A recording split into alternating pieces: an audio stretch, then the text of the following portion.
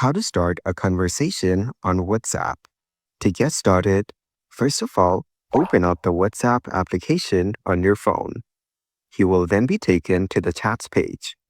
Here, you can view all your chats with friends on WhatsApp. On this page, go to the top right corner and tap on the plus icon. From here, you can create a new chat, group, contact, community, or a new broadcast on WhatsApp. Scroll down to view all your contacts on WhatsApp. You can also search their name or number. Now select the contact you want to start a conversation with. You will be taken to their chat box.